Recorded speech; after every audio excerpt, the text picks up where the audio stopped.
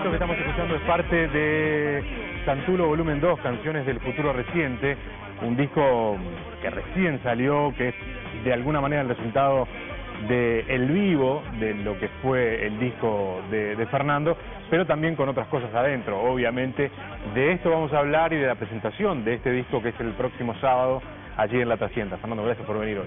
¿Qué tal? Buenas tardes. Un gustazo, de verdad. Cuando sacaste el disco, vinimos y conversamos del disco de estudio. Sí.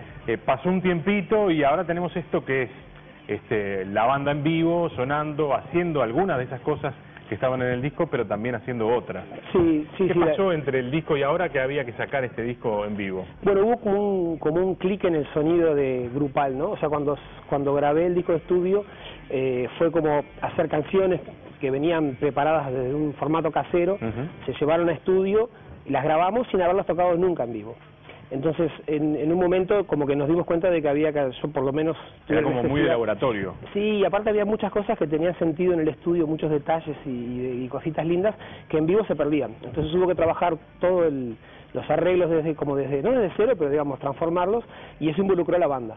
Y cuando la banda, digamos, quedó consolidada, logramos desarrollar un sonido grupal, más orgánico, y como que sentimos que valía la pena registrarlo porque era distinto a lo que estaba en el disco de estudio. Y ahí ¿qué operó, digamos, para que se escuchara diferente? Porque de alguna manera uno puede tener dos opciones cuando se plantea el vivo: reproducir lo que más o menos uno grabó, o dejar que también la música evolucione para otros lados. Fue más bien ese segundo camino, en parte porque algunas de las canciones eran realmente, por ejemplo, en el disco hay yo canté muchas cosas en tonos muy bajos. Ajá. Y muy susurrados, que es fácil hacerlo en un estudio porque tenés un gran micrófono, claro, auriculares, pero en vivo es imposible reproducir eso porque tenés un montón de gente tocando y eso genera un volumen. Y más la gente. Más la gente, y además yo creo que hay ciertas cosas chiquitas que está bien mantenerlas, pero otras que pierden el sentido en vivo. Claro. Y bueno, en ese proceso de ir encontrándole el punto, fuimos reescribiendo el arreglo, encontrando las cosas que funcionaban mejor, que eran como más contundentes, y eso transformó las canciones. Y a la vez permitió que las canciones del estudio, digamos, del Bajo Fondo Presenta Santulo, se acercaran a canciones previas de mi trayectoria, alguna canción de Peyote Asesino, sí. Alguna de Cato. Con Carlos Casacuberta. Exacto, que es el invitado recurrente, digamos, en vivo. Y bueno, en algún momento sí sentimos que había un repertorio que iba más allá del último disco de estudio y que valía la pena grabarlo. Que también es un tipo que bajó el volumen. Bueno, Carlos, porque sí, en el disco anterior de Carlos, hacemos un paréntesis, no era el motivo, pero en el disco anterior Carlos baja el volumen, hace un disco de canciones preciosas. Sí, de cantautor total. Totalmente, y bueno, cuando se sube al escenario contigo tiene que de vuelta... Bueno, sí, Carlito siempre decía que él entró a Peyote, digamos, como para acompañar y digamos, y reforzar una idea que ya teníamos Juan Campodónico y yo.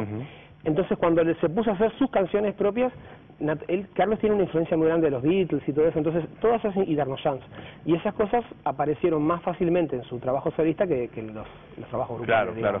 ¿Tuviste socios nuevos, digamos, para esta experiencia del vivo y de transformar, de reescribir las canciones?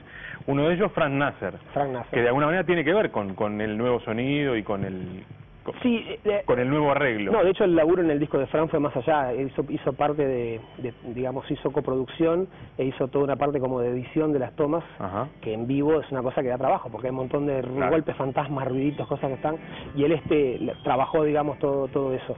Yo siempre digo que Fran es un poco como el tejido conectivo de la banda, pero no solo de mi banda, sino de las bandas en las que está en general.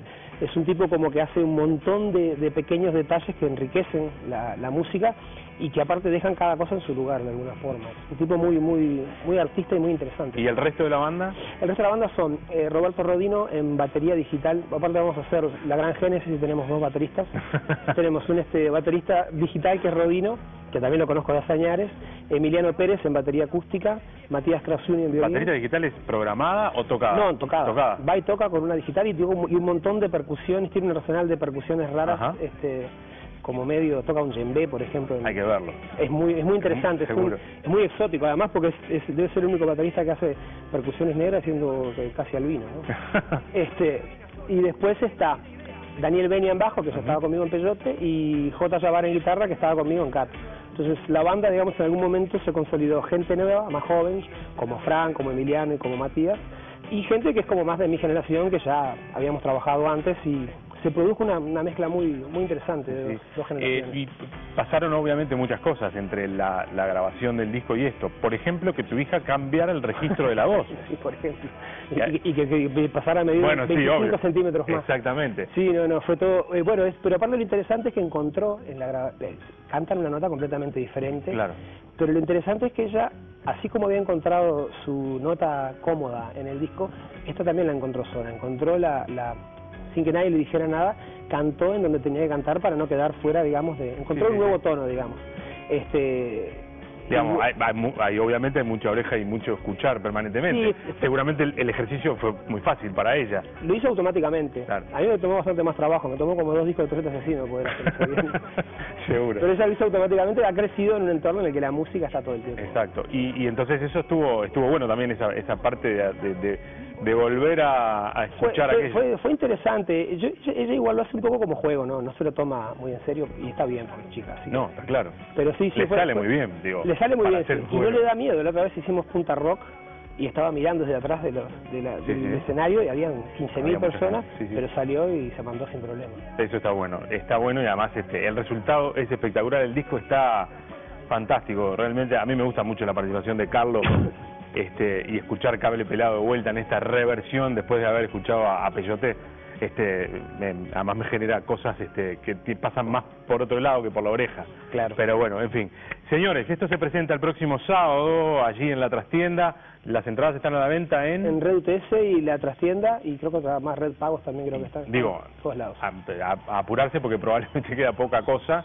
La trastienda es un lugar grande, pero no tan grande. 500, alguna cosita más, no más. Gracias por haber venido, Fernando, de verdad. Gracias a vos. Esto está en las disquerías, señores, se llama Santulo Volumen 2, canciones del futuro reciente. Lo pueden obviamente encontrar en las disquerías, ahí se ve bien. Nos vamos con algo de música, con un video de Fernando Santulo. Recuerden, sábado 6 en la trastienda. Gracias por haber venido.